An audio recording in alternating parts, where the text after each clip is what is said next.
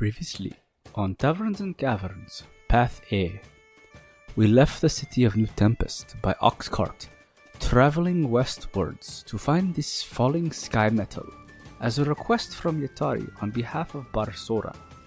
Not too long after leaving the city, we ran into a farmer named Cletus Ray, a person that seemed to know Isundra and Damien from many months ago. He seemed like a nice fella, as they would call it. The farmland around New Tempest, it is such a beautiful scene.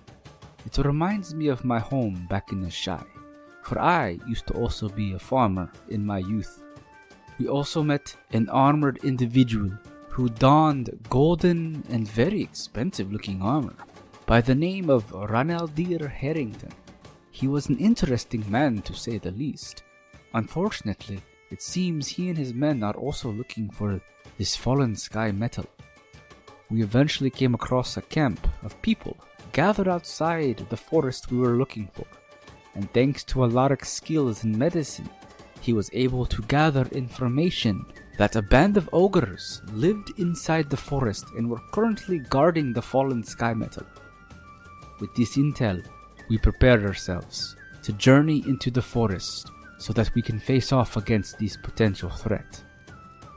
Episode 15, Forest Ogres, Path A. Welcome back to another exciting episode of Taverns and Caverns, everyone. This is your Dungeon Master, HaphazardDM.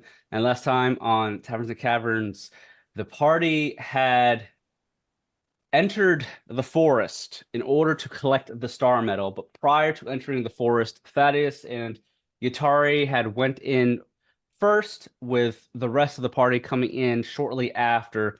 Thanks to Alaric's skills in healing, he was able to heal one of the injured miners that was outside the forest, and he gathered some intel that there were a group of ogres inside the forest that have taken the star metal for themselves. When I say a group of ogres, there's an encampment of them. And the man also mentioned to Alaric that the ogres have heavily booby-trapped the forest. So Alaric is now aware that they'll have to be fairly careful when traversing the forest to get to the camp of ogres. But prior to the party arriving, if you all remember, they came across a nobleman by the name of Ranaldir Harrington, and he was followed by 3 of his bodyguards. And the 4 of them have entered the forest first in order to slay the ogres so that Ranaldir could take the star metal for himself. If that's already happened, we don't know. But the party's going to want to make sure that they get to that star metal before Ranaldir does, or they will miss out on potentially mining that metal. The party is not sure how much star metal has dropped from the sky, but there could be enough for everyone outside the forest and in, or there might be just enough to fill Damien's pocket. So before we get into the nitty-gritty, I'm going to start us off with Thaddeus first and Yatari, because the 2 of them went in prior to the rest. Thaddeus, you, for some odd reason, wanted to rush into the forest before everyone else. Yatari is following behind you, not too far, but she's letting you take the lead because obviously you're heavily armored and you're the paladin.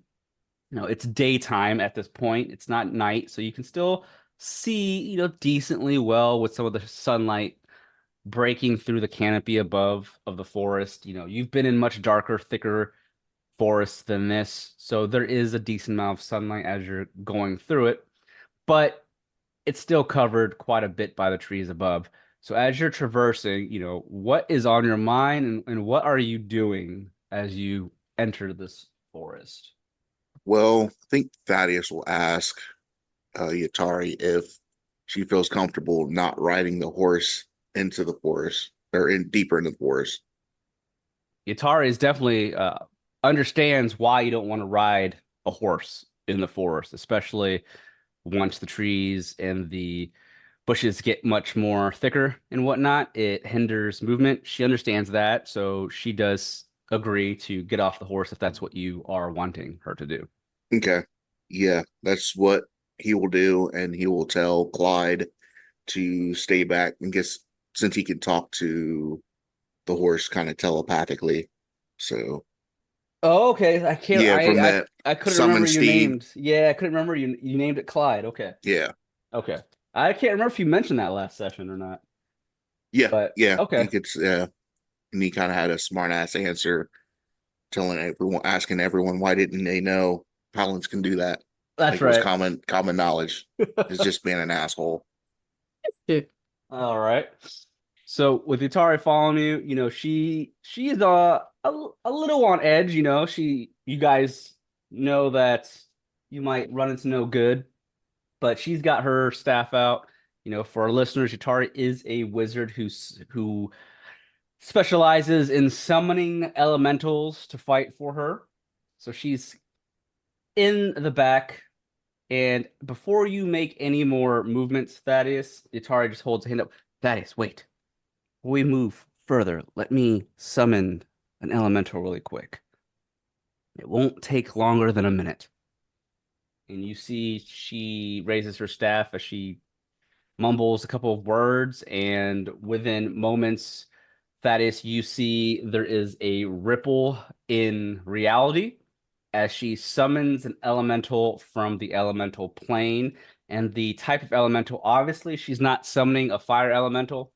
Yatari is known for summoning fire elementals. She almost burnt down one of the libraries in New Tempest because of attempting to summon fire elementals.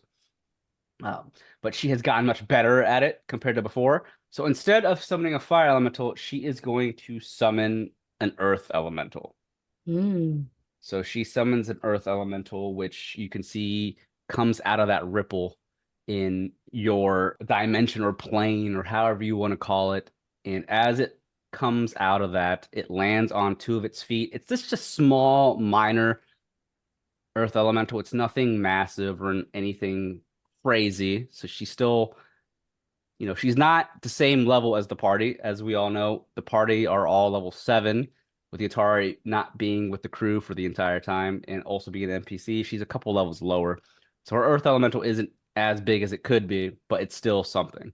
So once the earth elemental appears, she looks back at you, Thaddeus, and nods. All right, I'm ready. You can continue. All right. I can't get used to that voice, man. All right. Damien looks behind him. All right. Study's paying off. New elemental. And as you say that, Damon, that is, you notice, the time it took Yatari to summon the elemental, Damien and the others are now catching up to you. And you can see them in the distance. Yeah, only you can prevent forest fires. Yatari looks at Damien. Hey, look, I learned my lesson at the library. I'm not going to summon a fire elemental when we're in a forest. Good girl. I mean, if I really wanted to be chaotic, I could, but maybe I'll do it in the Ogres camp. But right now, yeah, fuck them. I'll stick to the earth elemental. I could have done a water elemental, but I think earth might be good for now. I don't want that human hair wig in my bag to get wet. It's not a wet and wavy. It's a good choice you made. Well, thank you. All right, so that is, if you want to keep leading the way, then at this point, you have a general idea of where to move. You're just moving straight ahead into the forest. Now, it's a small forest, but not incredibly small where you can just pinpoint exactly where to go. You'll still have to make some checks here to see which way Ronaldir went. Most likely survival checks. But Okay. that is, with you leading the way, you can definitely look around and see that, it's hard to tell which way they went unless you make a couple of survival checks, or you'll have to study the land to see maybe which area and direction they had gone. Yeah, he'll do that. I just smell a lot of things. I see nothing really. See more than Thaddeus, apparently. No. Yeah. That is with a 5, Damien with an 11. So with the two of you making your survival checks, kind of leading the party, you don't necessarily find, well, Thaddeus doesn't. I'll say Damien with an 11, you slightly notice something, not as much as you could have, but there is no direct path in the forest that you know to follow, but you do happen to see that there is some blood in the distance on the ground in front of you. Uh-oh. It's just a couple of drops of blood that are in the grass and dirt. And, when I say a couple drops, I'm more so a little more than a couple drops. You do understand that the man that was injured, that Alaric helped, this is possibly his blood. Does Or it it look could be, does it look someone fresh else's. or dry? It looks somewhat fresh. Or it could be someone else's blood. You don't know. Hmm. It's not like incredibly fresh.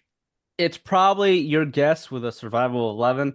Your guess would probably be it's at least an hour old. Okay. Looks like someone beat us here. And was also beaten. But that's Where do you see all that? you notice. Up here, the grass. You see the blood? Where? He kind of gestures toward it. Open your eyes. Look, I am Not that sorry. it's well, I don't know. I'll be honest, I almost missed it too. There's not much, but definitely looks like blood to me. We must be on to someone. Best be sharp.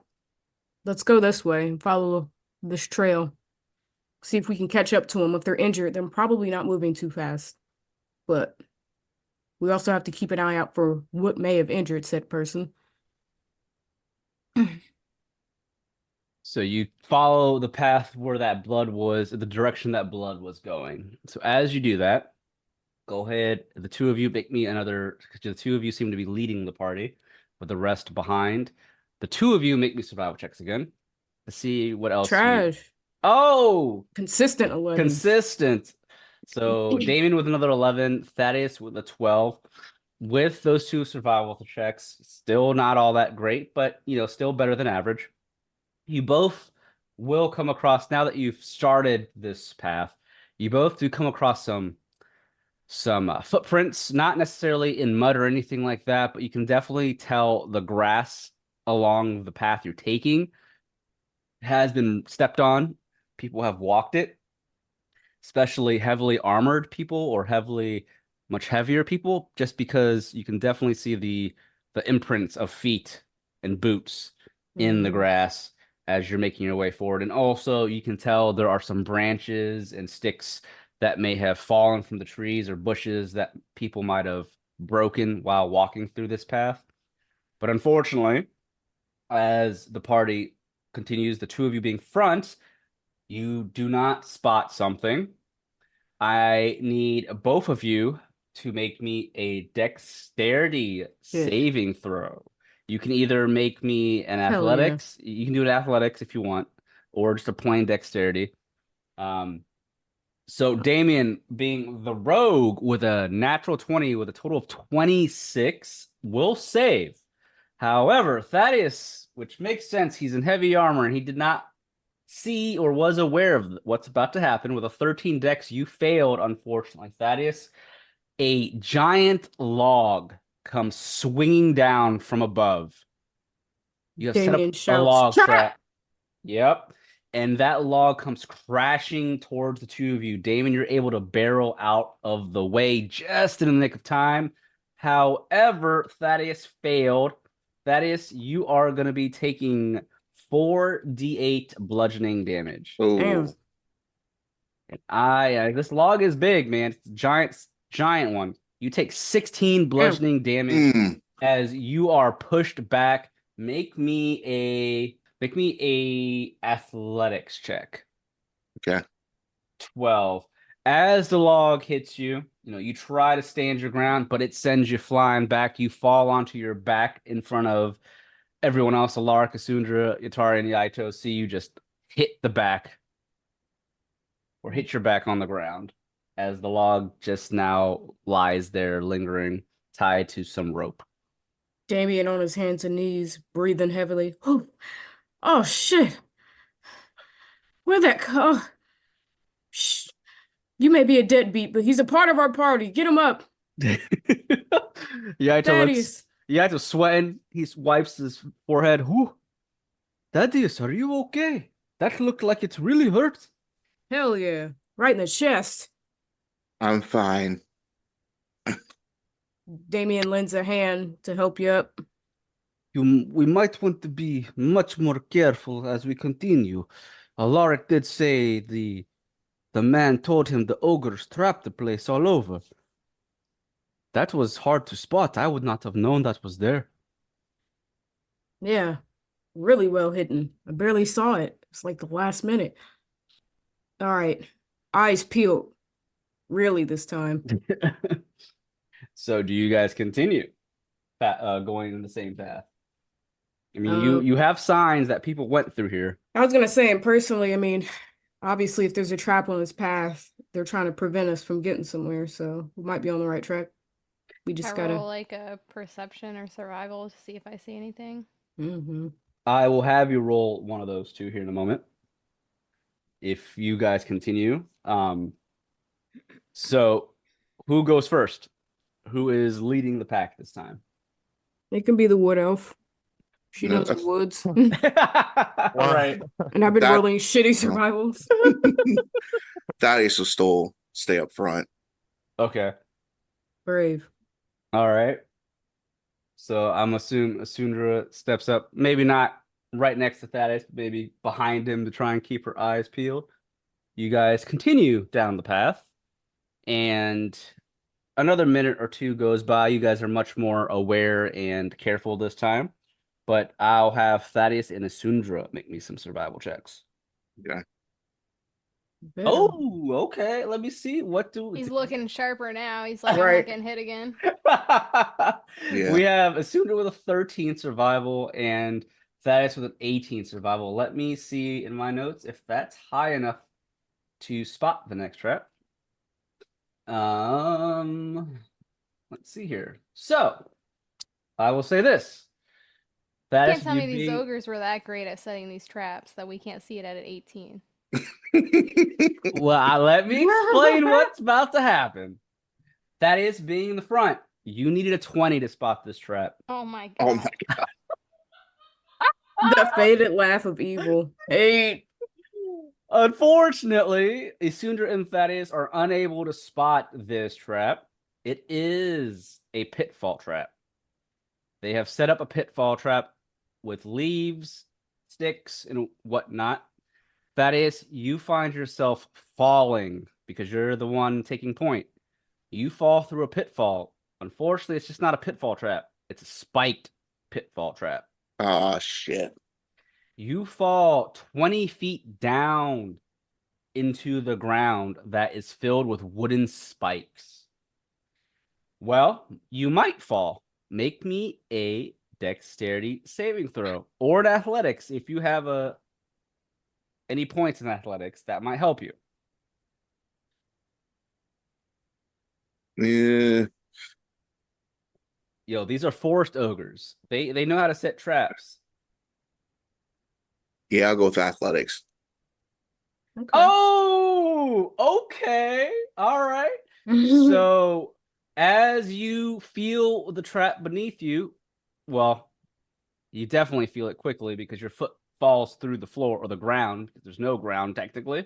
You with a 17 athletics, you quickly take a foot back, and you avoid very briefly or barely falling into this trap. And when you look down, you see there are wooden spikes sticking up 20 feet down. Damn, they You got have- it out for Thaddeus. It's supposed to be one of your Seriously. strange baby mamas. I'm just playing. Forgot about that. I keep forgetting Thaddeus was a Never wild- forget. a Used to wild spread son my of a bitch. seed, bro. What? Man, why would you say that, Rod? We'll never live it down. Right, you done fucked up. We gonna be joking about that for ages. Oh man. Can you all imagine if Eddie R said that? I can't. That's how prude he is. ADR would never. He wouldn't be paying that child support. Wait. Not when he's eating the cheapest meal. Glass Maybe that's water. why he was eating the cheapest. Right. Oh Right. no. Maybe that's why he had to leave Nomu behind and go back home. His baby mama was like, "You Eddie gonna R's a come good dad. The plot twist. We're more alike than I knew.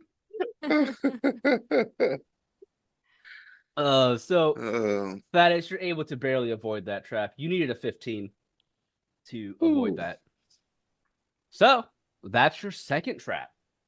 Make So I me. avoided it by being behind Thaddeus. Yeah. Nice. Nice. Yeah. Make me a perception check. All right. Everyone can make one now. Truthfully. I'd rather not. Sorry. Yeah. Oh. 17 again. All right. Isundra with 11. Damien with a 19. Alaric with an 11. 17 for Thaddeus. All of you, well, I'm sorry, not all of you. The two of you, Kendall and Felicia, that you both got 11, you do not hear or see this. But Thaddeus and Damien, you do hear something in the distance. You hear some yelling. You don't know who or what. You just hear, ah, ah, as if someone is maybe in distress, or not just someone, but people were in distress, or potentially fighting, or something is going on. A commotion of sorts off in the distance ahead of you. Damien puts his hand up. Shh. You hear that? A scuffle. Yatara was, wait, what? Scuffle? Yeah, there's yelling. Or a business deal gone bad, but I assume a fight. And I could tell with the 19, like what direction it's coming from and all that. You know Okay. exactly which direction it is coming from. It's Okay. still fairly faint because you're still a decent amount, a decent space away from it. I should say distance, but you definitely know which way it's coming from. Cool. I proceed with caution, making another survival check if necessary. Yes. A Oof. 15 survival check. Thaddeus with a 19 survival check. So Damien and Thaddeus make sense. Both of you heard the commotion. You both are leading the party again. And unfortunately, Damien with a 15, you do not spot this. But Thaddeus with a 19 does spot something.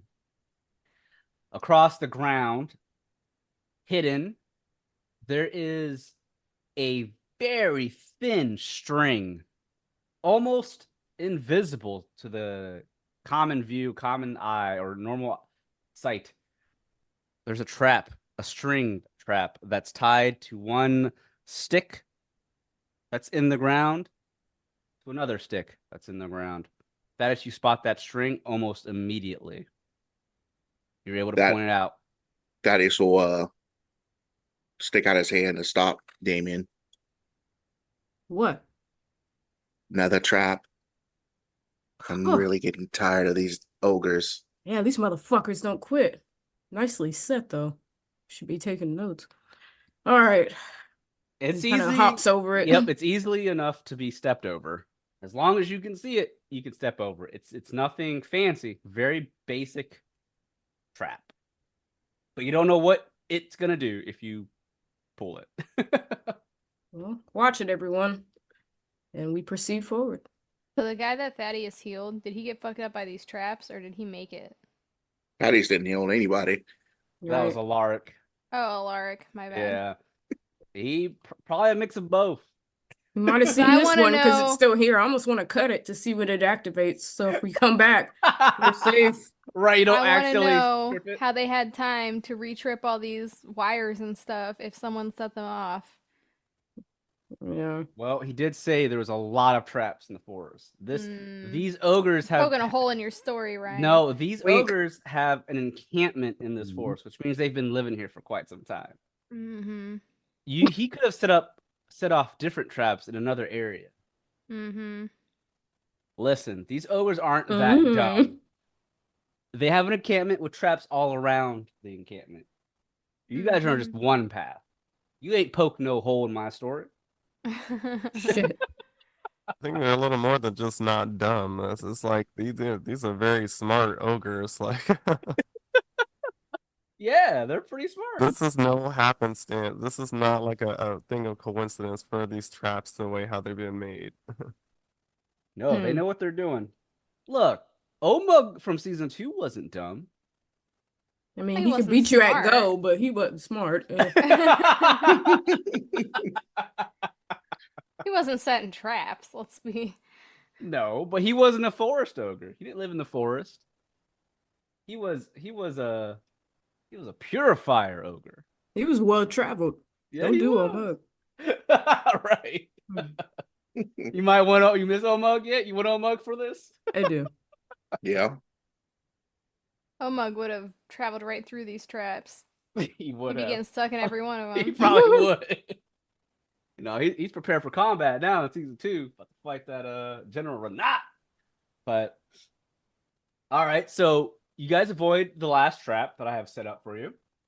Damien and Thaddeus, you guys come across an opening now ahead of you. And what you do notice, if the two of you would like to make me some perceptions, see what all you see All right. and hear. Ooh, all right. Well, Ain't good thing. perceiving shit. No, Damien with a 20, Thaddeus with a 3. Thaddeus, as you're looking around, you are more so worried about more traps, whereas Paranoid. whereas Damien can see what's happening ahead. You stumble upon the ogre's encampment, and the encampment, it's not like a fortress of any sorts. It's only maybe a handful, 5 to possibly 8 ogres that live in this encampment. But you see a couple of wooden walls that surround the encampment. Not a lot. You can enter the encampment from several directions. But what you do see ahead of you, and here, Damien, is the party that came in before you, Ronald Deere Harrington and his crew, are in the middle of the ogre encampment, weapons drawn. They are fighting a pack of ogres, and they seem to be in trouble. You can see that 2 out of the 4 of them are injured, bleeding out from their armor, but they're not down. They're still fighting. There are 3 common ogres surrounding them. And out of the 3, they all look up, the 3 all look fairly similar. Nothing different than one another, all wearing some leather basic armor. But there is another ogre you spot, because you rolled a really high perception. At the very end, kind of just sitting on this wooden-like throne, laughing and pointing, there is an ogre who is dressed a little bit more than the other 3. And he is much bigger and muscular than the other 3. He seems to be pointing, laughing, barking out orders. You can't really understand what he's saying. But behind him, other than a couple of makeshift tents that they had put up for themselves, nothing fancy tent-wise, there is a wooden tower, watchtower, behind that ogre that's sitting. And at the top, you can see there is another ogre who is dressed in much more thinner clothing. Doesn't have the armor like the others do. Doesn't have the muscular physique that the others do. He has this staff with a skull tied to the end of it. And he has his hand up, waving the staff around, just shouting out.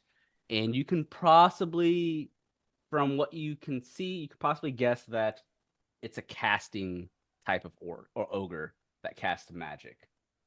A shaman of sorts. It's not uncommon in Tirister for ogres to cast magic. There are ogres that know how to cast magic, but this particular ogres are obviously forest ogres. So the ogre at the top of the tower is most likely a shaman of sorts. But that's what you see. What do you do as you see the party that went ahead of you struggling and surrounded? Do you let the party know and step out to help them, or are you going to sit back and watch this play out?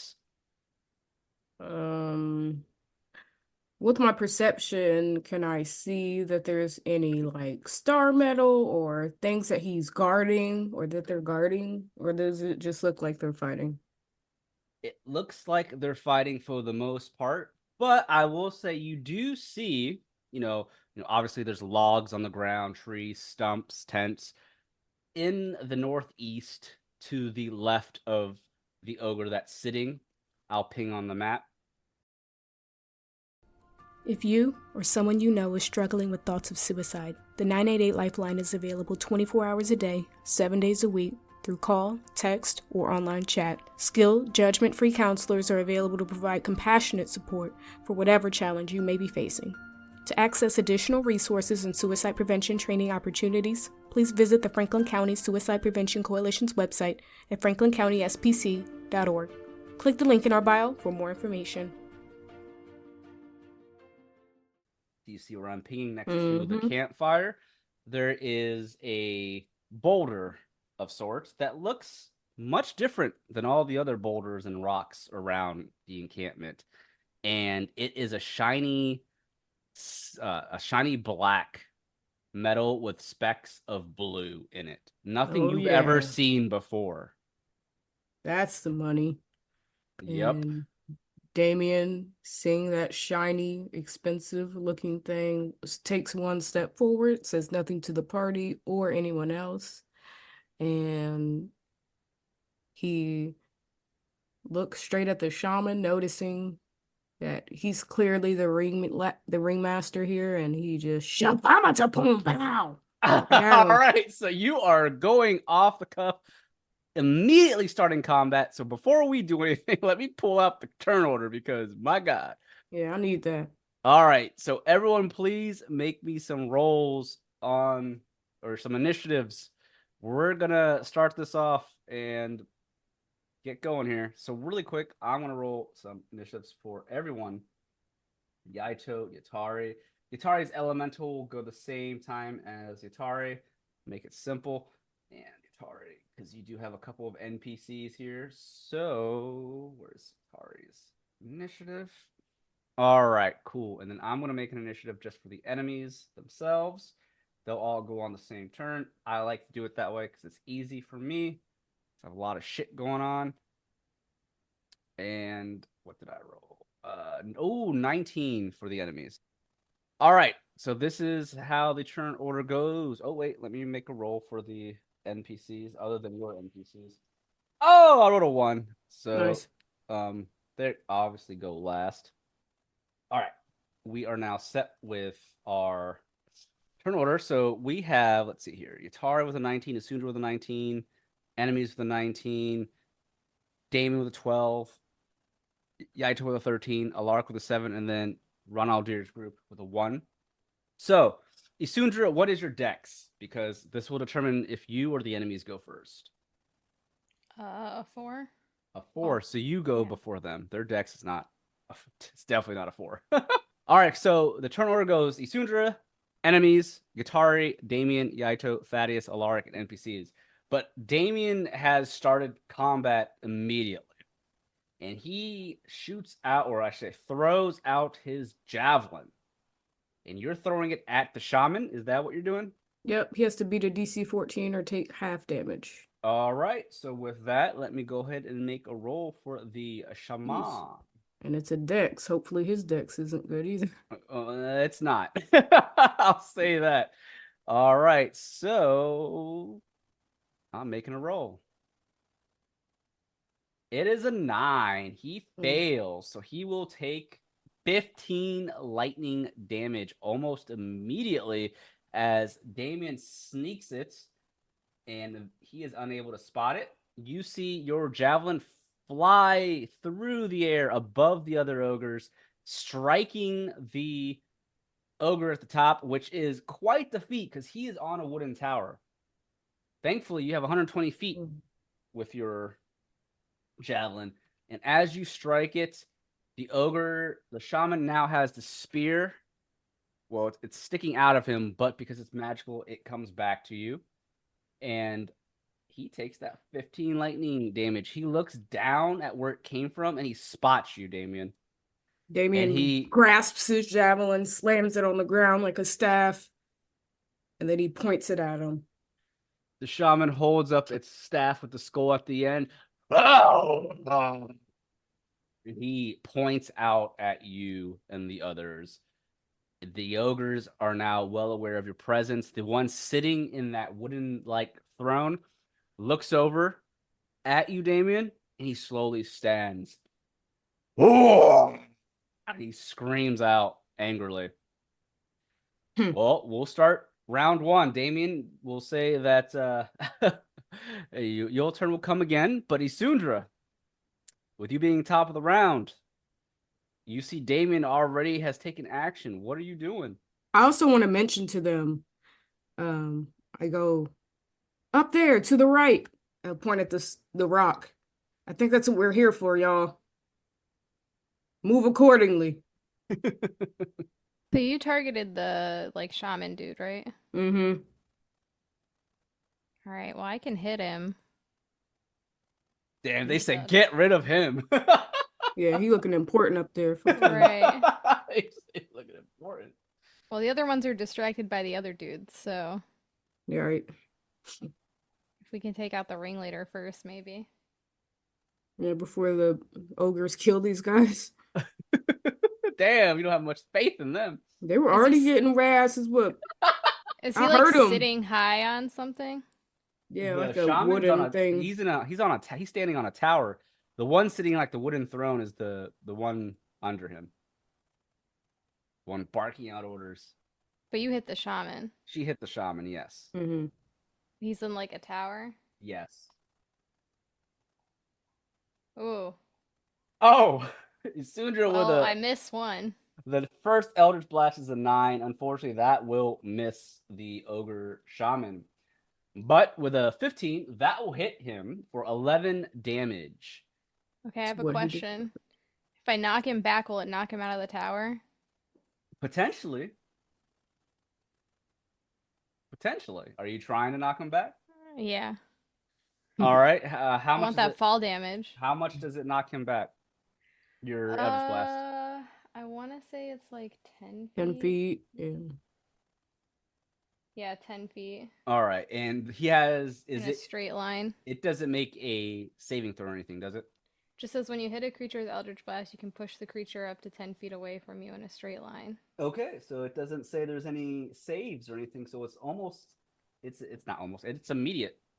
So the shaman at the top, who's yelling, finds itself being pushed back 10 feet. This is an Eldritch evocation that you can take as a warlock, and you can now see why this particular evocation, it can be considered pretty good. There's obviously no saving throw to it. It instantly pushed back, even though it's a bigger, larger creature. It doesn't matter. It gets pushed back 10 feet. It doesn't have anything to stop that, like a feature or anything like that. 10 feet, 5, 10. He is obviously pushed out or off the tower. And that tower was standing at about, I'd say, 15 feet high. So he will take 3d6 bludgeoning damage. And I will go ahead and roll that right now. He takes an additional 9 points of bludgeoning damage as he falls off the tower. And I'll make another saving throw to see if he... All right, he rolled a 12. He's able to land on his feet. Was he a cat? Right. He doesn't do it gracefully, but he does land on his feet. Breaks an ankle. He is now behind the tower. You don't see him anymore. Nice. Anything else, Isundra? Nope, that's all I got. All right, it's now the enemy's turn. The one that's sitting in the chair who's now stood up, he looks over his shoulder and sees you've knocked his friend off from the tower. He glares over at you. He yells out in anger, and he points. He is what's called an ogre chieftain, so he's a little different than the other ogres, and he has a particular action, because we'll call them legendary actions. He uses one called Bark Command, or he's going to use one called Bark Command here momentarily. The ogre targets up to 2 allies it can see within 30 feet. Yeah, if the target can see and hear the ogre, the target can use its reaction to make one weapon attack with disadvantage on the attack roll. So he's able to give his allies an extra attack. But before that happens, he also has a javelin, and he is going to throw it at you, Damien. Pissed off that you have attacked his buddy. And he throws the javelin right at you for a total of 19. Will that hit? Oh, it's not like mine. No, it's not a magical javelin. Okay, it does hit, and I want to uncanny dodge that for half damage. All right. You will be taking a total of, let's see here, 10 piercing damage. You only take 5. Nice. All right. And he does his legendary actions. Well, he can't do it just yet. I'm sorry. He has to do it when his allies go. The first ogre in front of you looks over its shoulder at you as the chieftain's barking orders. And he will take a 5-foot step towards you guys, which allows one of the soldiers or bodyguards to have an attack of opportunity. He will take that attack of opportunity and he will hit the ogre for 6 points of damage. He slashes at the ogre as the ogre turns around. But that ogre comes crashing down with its club right at you, Damien. You're the first one that it can reach. It swings its great club. And that is going to be 17. Will that hit? It won't. Nice. You're able to dodge the attack. And the ogre chieftain shouting out those commands, he allows this ogre to use its reaction to make another attack. It swings again. This time it's, that's a 21. Yep, got me. That will roll. He will deal 11 points of bludgeoning damage to you. All right. The other ogres on the battlefield are going to swing as well at their target. Ooh! That's crits. Oh! 28 points of damage to one of the bodyguards. You can see the ogre on the right slams his great club into the injured bodyguard in front of him, almost sending the bodyguard flying. He lands on his side near the ogre. He is almost knocked out. He is hurt. The other ogre steps around this tree and attacks the other bodyguard. This one will also hit for 17 points of bludgeoning damage. This bodyguard's not as hurt, but I did say that legendary action gives 2 of his allies another attack. The one that did the heavy crit damage swings again at the guy on the ground with an advantage because the guy is on the ground, and that will hit for 18 bludgeoning damage. You see the bodyguard on the ground. He holds his hands up. Oh, wait, no! As the giant club comes down, crushing him. His skull and everything is crushed beneath this great club. And you just see blood dripping from the ogre's club as one of Ronaldir's bodyguards is immediately destroyed. Damien holding his wounds, mouth agape. Shit. Damien said, fuck, don't let that be me. Eh. All right. Yatari's turn. Yatari is going to try and sneak around. And she is going to shoot a ray of frost at the ogre in front of you, Damien, to try and damage him, potentially slow him.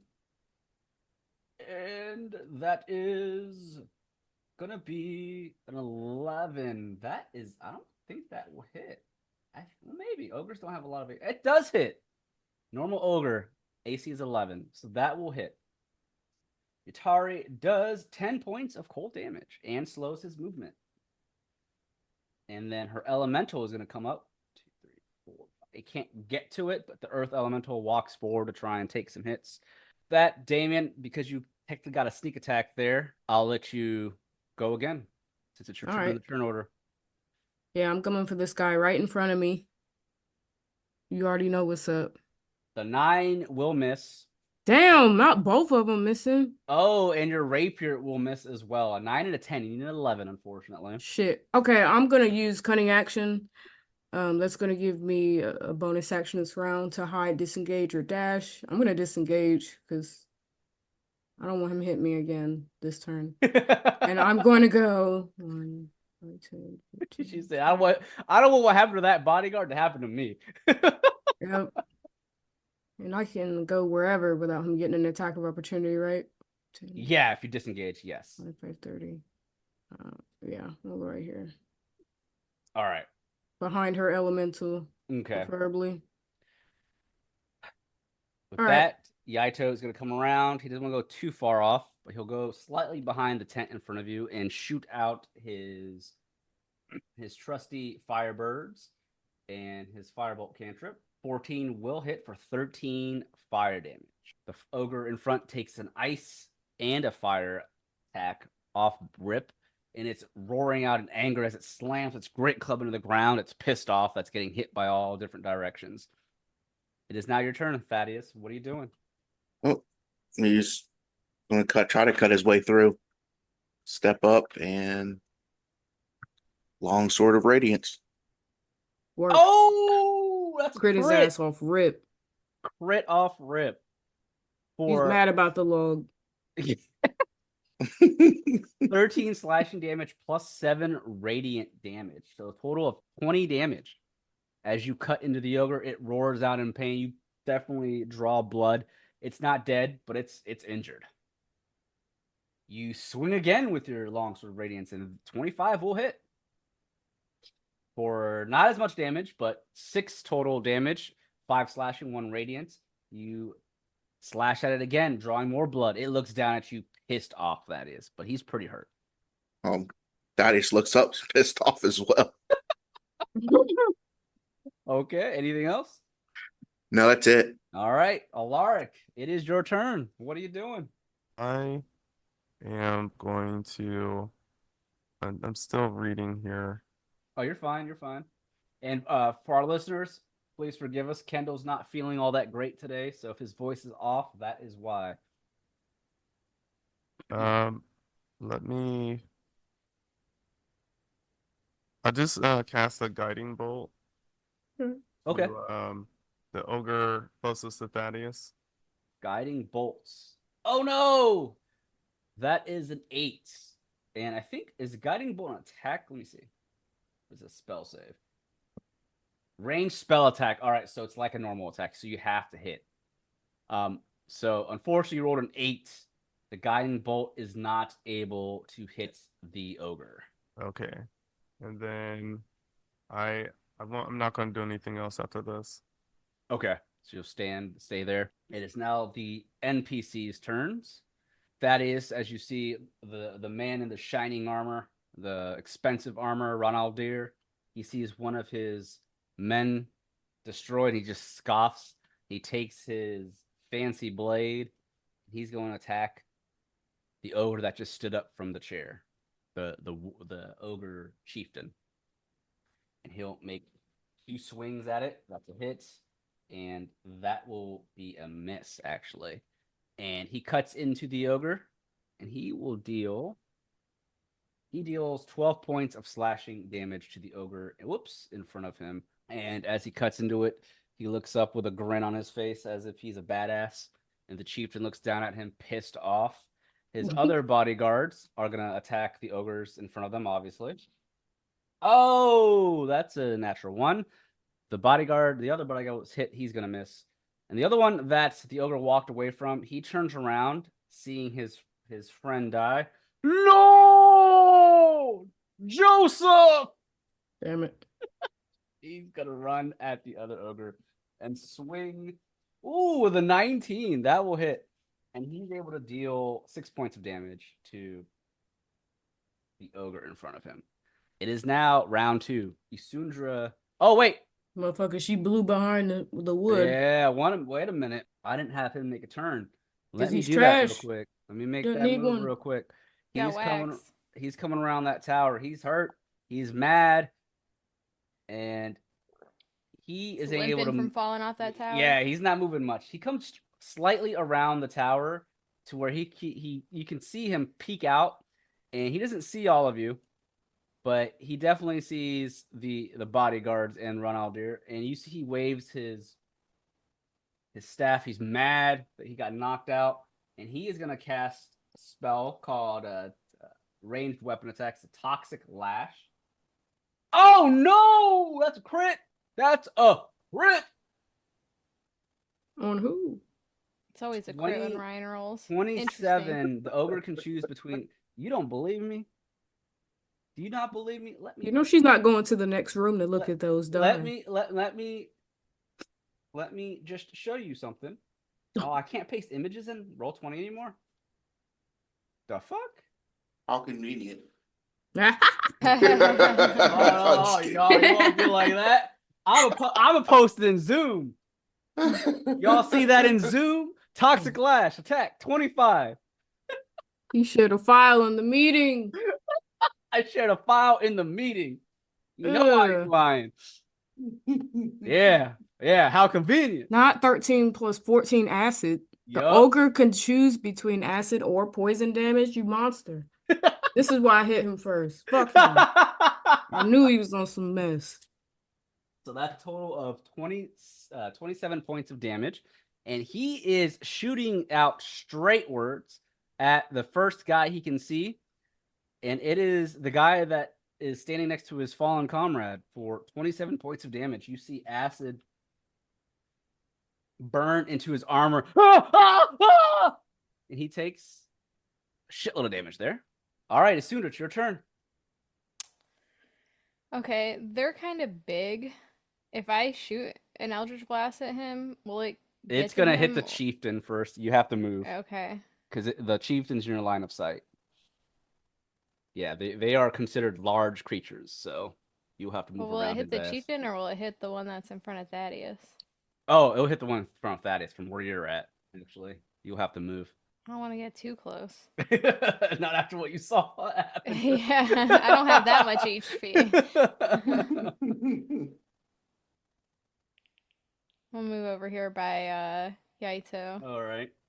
So then I can hit the chieftain. Yeah. There's do you want me to- technically a tent in front of you, so you'd have to go like right here. I don't know. That's getting too close. That ogre is fighting this guy though, so. Yeah, until he knocks him down in one hit with your crits. Shit. Yeah. Said, They're "Not just Ryan, meat shields. Not Ryan sharing a file in the meeting."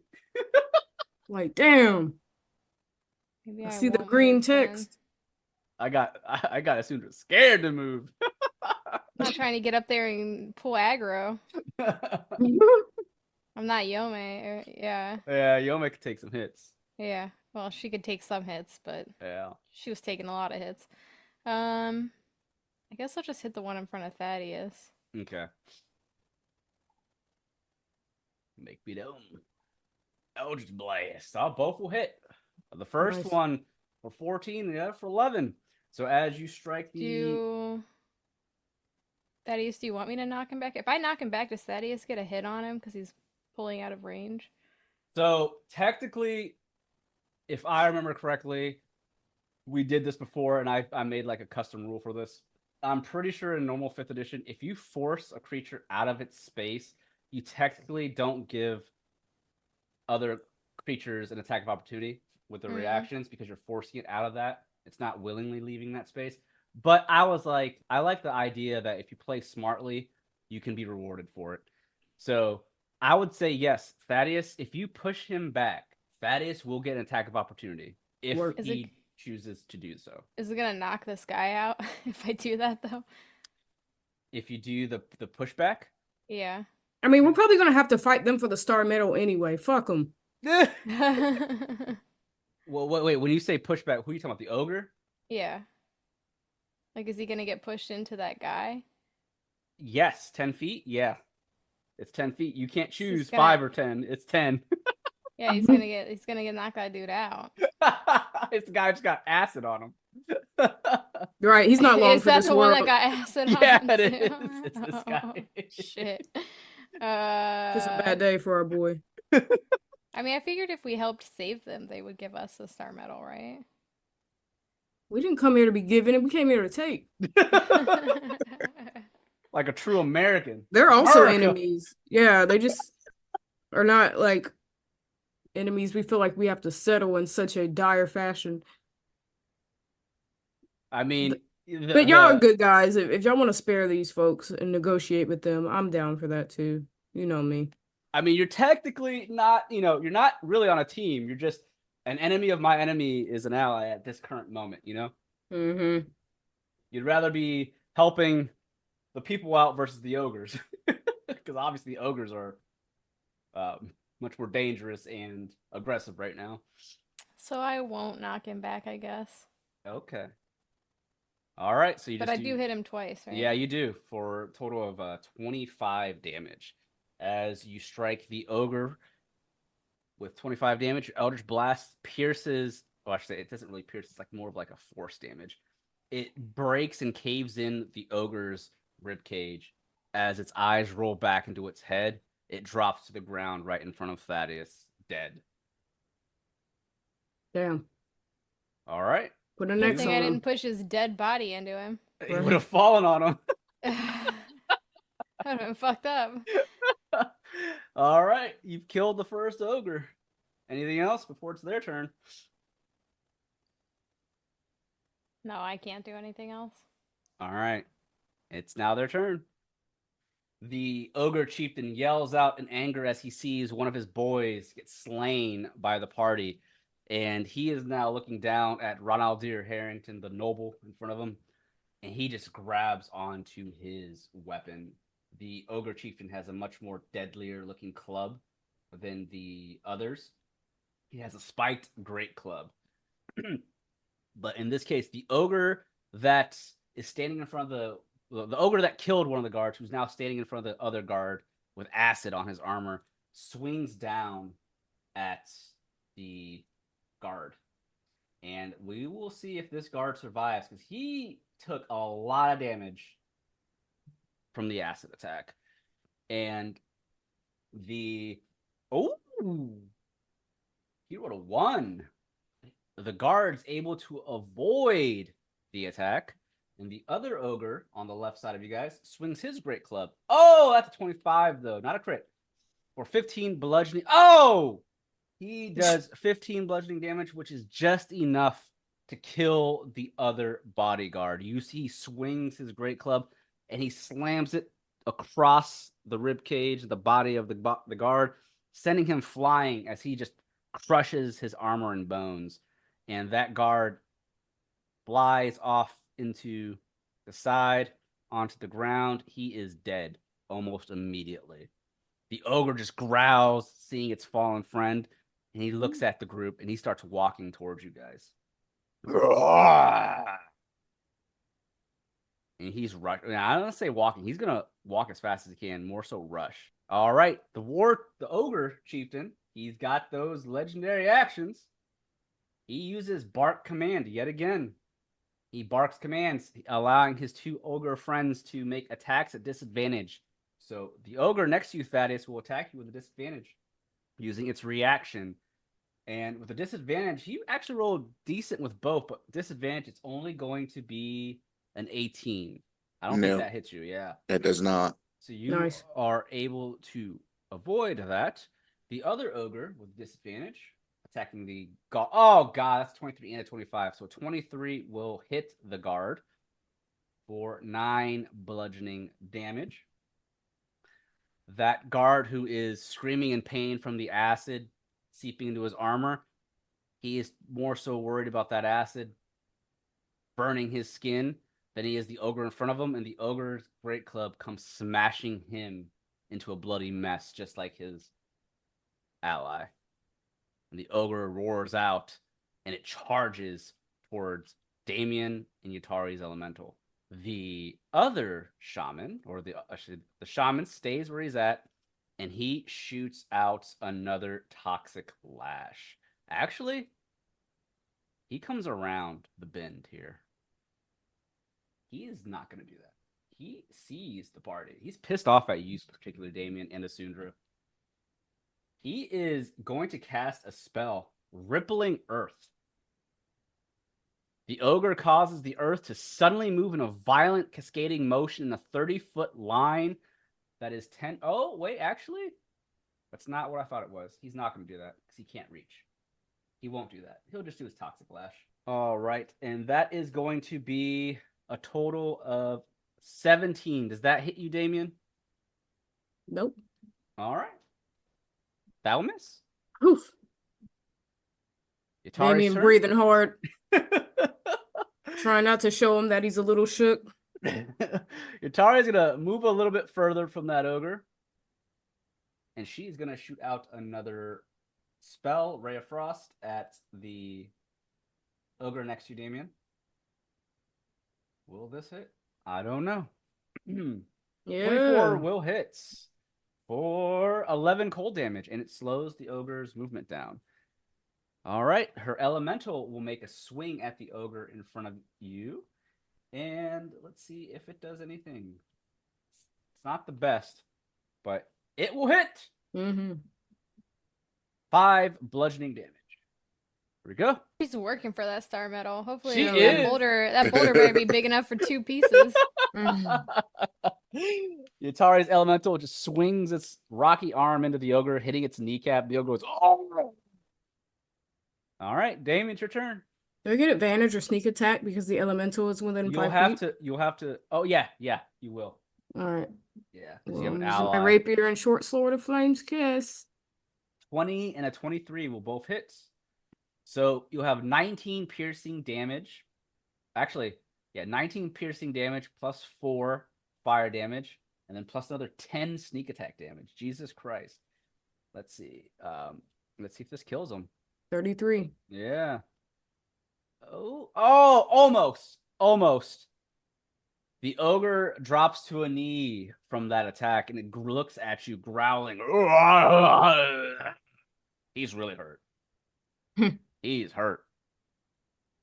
It is what it is. Anything else, Damon?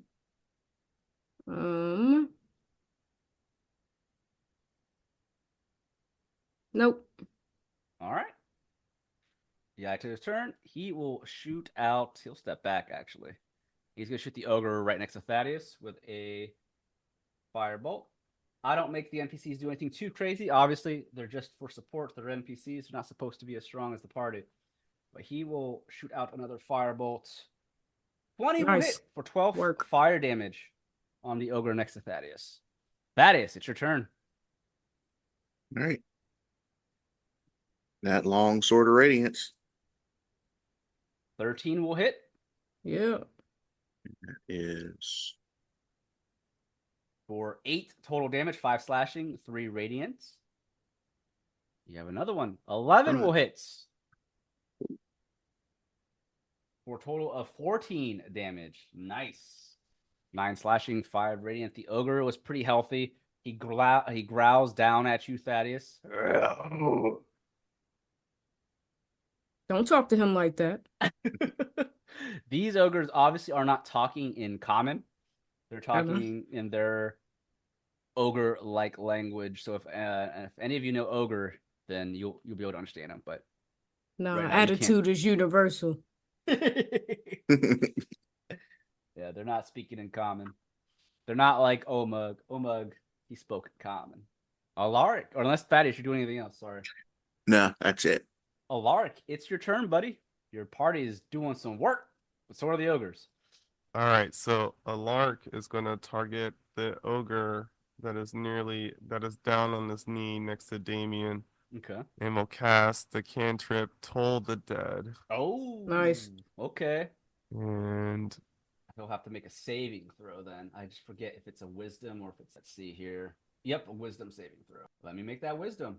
Oh God. The wisdom stat on these guys is not good. He gets a -2, by the way, on whatever he rolls. Nice. Because his wisdom's trash. He rolls a total of an 8. He fails. Put it all in intelligence to set up those traps. Okay. Set up with pure hate and spite. At 5th level, let's see here. You can do 2d8 necrotic damage. If the target is missing any of its hit points, it instead takes 2d12 necrotic damage. So go ahead and roll me 2d12. God damn. It worked. Total Dead is no joke. Alaric could potentially do a total of 24 necrotic damage here. What's Alaric got? 11 necrotic damage. Not a 1. They played you, but that's still decent. Your Toll of the Dead. It wraps its magical aura around the kneeling ogre as the ogre's body feels its soul being sucked out of it as necrotic damage begins to burn into his body. He roars out, holding up his arm. As you can see, his hand slowly begins to decay. As some of that juicy muscle under his skin is drained of its water. and he drops to the ground, dead. And that's where we'll end this episode of Taverns in Caverns Path A. But don't worry, the next episode that we release will be the second part of this battle against the ogres. Thank you, everyone, for listening to another exciting episode of Taverns and Caverns. This is your Dungeon Master, HaphazardDM. You can find me on Twitter at HaphazardDM. Hey everybody, what's up? It's Bri. I play Damien/Desiree, and you can find me on Twitter at Blaze_NBK. Hi, I'm Felicia, and I play Isundra. You can find me anywhere on the internet at daggertribal. Hi, I'm Rod or Rodimus playing Thaddeus. You can find me on Blue Sky at Rodimus83 or Twitter or X at Rodimus7901. Hey, my name is Kendall, and I play Alaric Silverwind, and you can find me on Twitter at AirDashClubKen. All right, thank you guys. Those are our players for Taverns and Caverns Season 3. And again, don't forget to check out the Taverns and Caverns Patreon. On our Patreon, you'll find exclusive monthly episodes that are strictly exclusive to our Patreon, as well as some additional content that you won't want to miss. So thanks again, everyone. Until next time on Taverns and Caverns.